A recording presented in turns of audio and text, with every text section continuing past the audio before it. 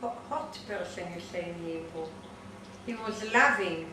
He was not cold. He was a hot person. He used to hug. He used to kiss a lot. He was like a grandfather. I was the only one here in Israel.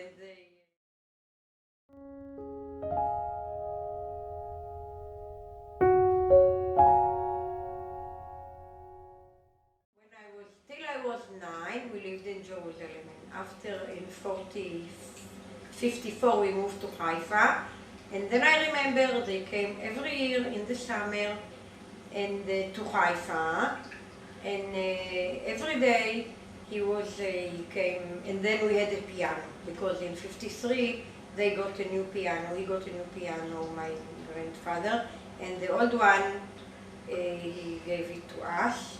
And then they came every year in the summer, and they came for about 10 days or 2 weeks, and every afternoon he was making a concert to the friends of my parents.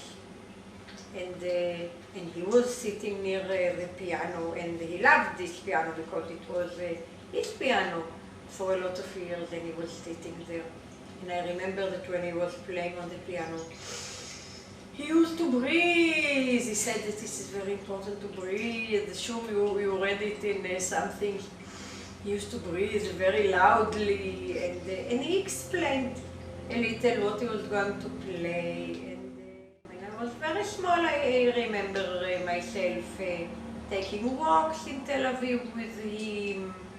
He loved to walk, and we went out. They lived in the 3rd floor. So we went down and we took some walks there. They lived near, now it's called Sderot Ben Gurion. Then they called it Sderot Keren Kayemet. And we walked there, and I played there and went to the sea.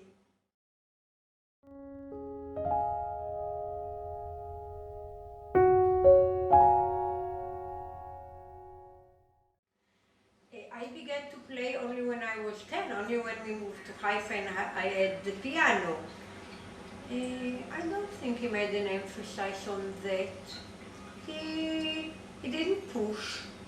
No, he was an educator in his soul, explaining, and several times when I came to Tel Aviv, he took me to some concerts.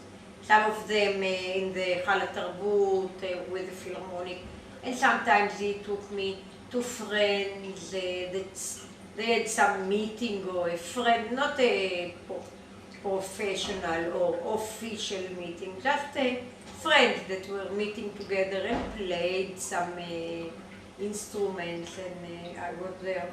And I was used to go with that because I was an only child, and my parents also, they took me to.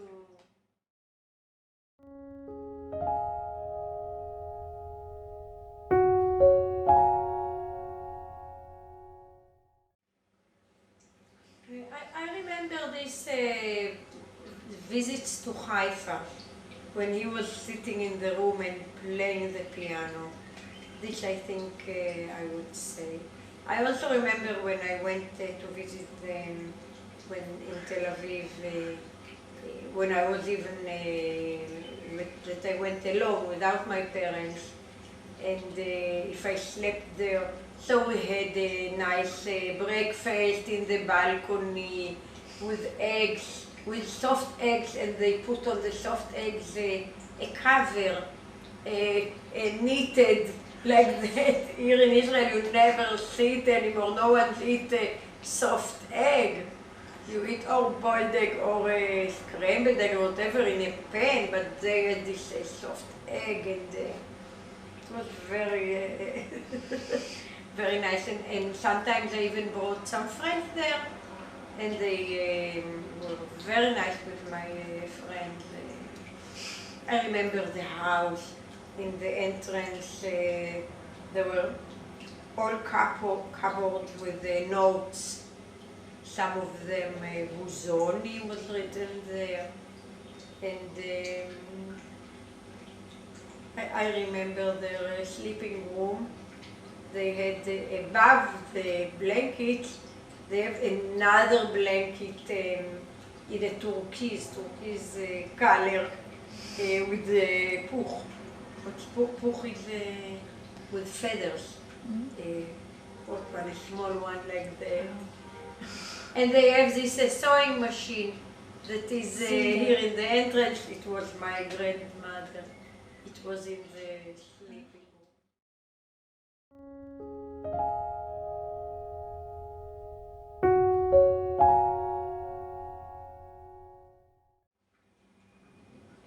I think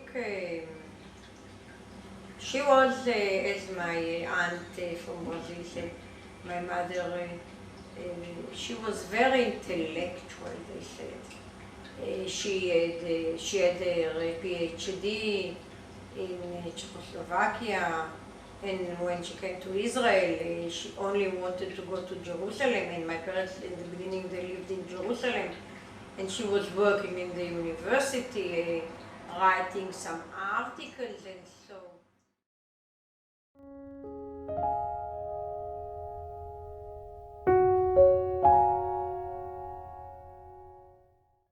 Because, you know, my grandparents, when they lived in Germany, they were not religious. They were very free. You can see my grandmother, how she was taking photos with their breast, and so they were not, and my mother, in her memorials, she wrote that once she had a nurse that they took her to the church, and my mother said, once she said to her mother, okay, so next time I go to the church and they put me, I don't know how you say it in English, when you are a Christian, you put you in the water, you know what I mean? So her mother, Greta, she said, no, Jewish children are not put in the water. So till then she even didn't know that she was a Jew. Then she realized she was a Jew, and she began to be very interested what is a Jew. And my grandfather, his father, he was a chazan. You know what chazan? He was singing in the synagogue. So he came from a religious, or some of religious house. He knew the Jewish rules somehow. And my mother, she needed that. She went to the youth movement. And they were, my grandparents, they were Social Democrat, I think that's right. They were socialists. And my mother, she became a Zionist. And she went to the youth movement, and when she finished school, she went to a farm to work with a German farmer. She milked the cows, and she thought of coming to Israel. It was about 30 or 29. Then she told me, my mother, that her father came to visit her in this farm, and he said, and somehow he convinced her to finish this idea of becoming a farmer and coming back to Berlin or whatever, I don't know, and go to the university. And she learned history. This was her subject. So, but he influenced her to go and learn, because I really think that she was a very talented woman. In that period, not many women made a PhD. I'm sure he was a strong personality. I'm sure he influenced. He had influence on her. My mother was also a strong personality, but I really do think that she was connected to them. I think she also, you know, Hugo Bergman, he was her, she said, her Av Ruchani. Mentor? Her father, the ideas. But her biological father was also had a part, I'm sure about it.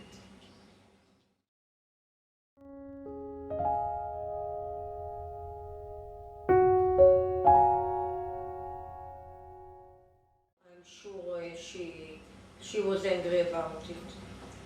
I told you she had a friend when she became to be 12 or 13 and she went to the Jewish youth movement. She had a friend, Hannah Leibovich. Her uncle was Leibovich. Her uncle was Yeshayahu Leibovich, professor. You know, Professor Yeshayahu, very famous philosopher in Israel, Professor Yeshayahu. And she loved, she spoke with me a lot about it. She loved to go to their house on Friday when they light the candles. My mother used to light the candles every Friday. And her parents, they didn't. They were not religious till the end of their life. My mother, she wanted to be religious. She was not a religious person. She didn't go with a hat, and my father didn't go with a hat. But she went to the synagogue. My grandparents never did. They were free, as we are. I think we, Dan and me, in our house, we make more Jewish tradition than my grandparents did.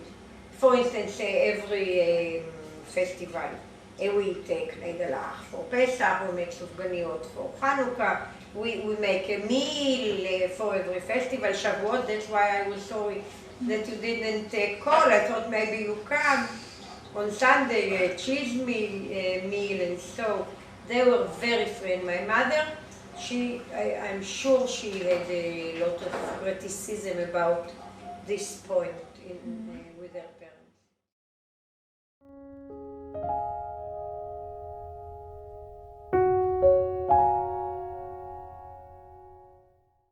You know, first of all, I think it's quite common that people, when they come to the end of their life, they return to the belief of their childhood. First of all. And then they came to Israel.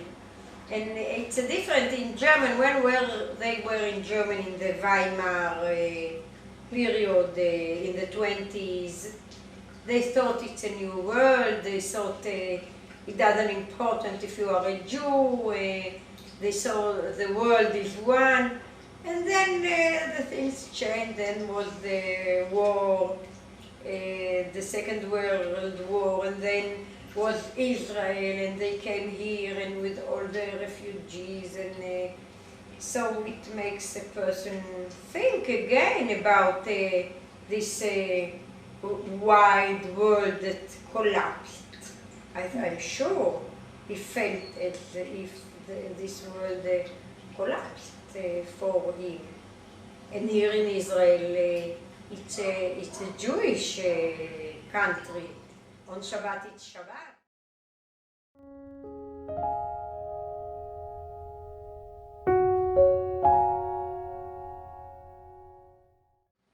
It's hard for me to say because it's about half the life that I know him before and after. So exactly half. So he continued to teach. He had no problems. He was sitting there and listening and correcting. He didn't have to look at the notes. He knew all the things he played. He knew it by heart. He didn't use the notes. And he wrote this book about the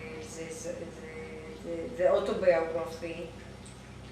So he typed it to his wife, to Greta, and she was typing it on the typing machine. And I used to walk, we used to go down the house and we walked. He was blind to see the letters, but he was not, he didn't stick into things or like that. We went down the stairs and up the stairs, and we had some walks around there, because I remember my grandmother, she had problems with her knees. So with her I did no walks, but with him I did, and he was telling me and speaking to me and speaking about his ideas and stuff.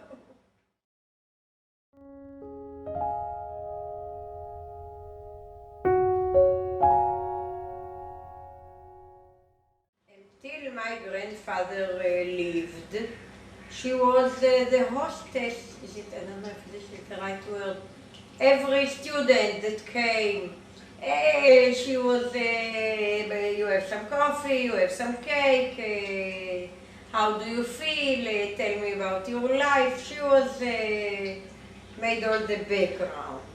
He was the teacher, but she was the house.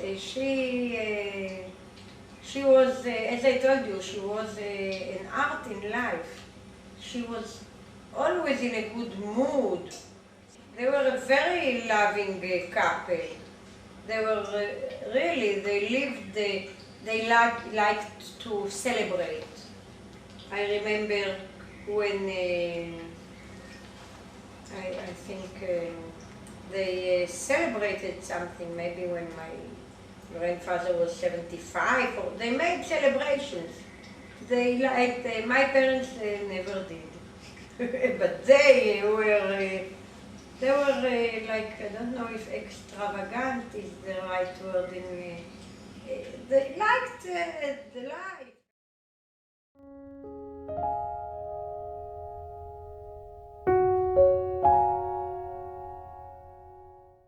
When he died, her personality,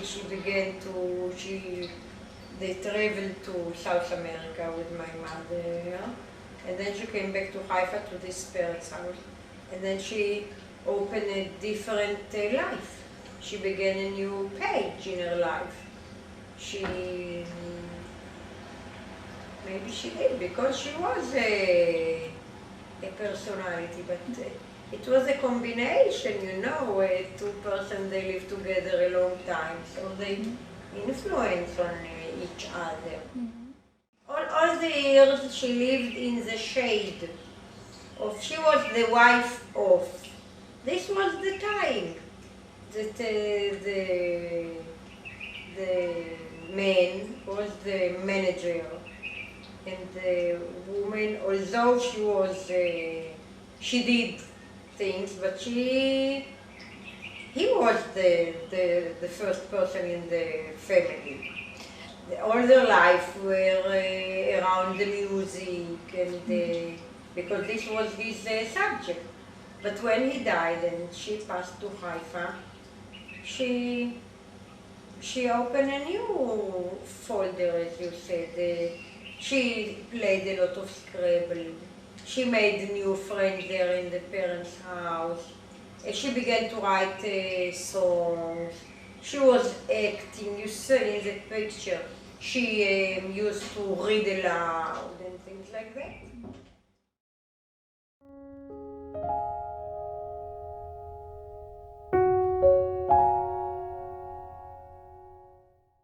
Music educator. Yes, he was an educator.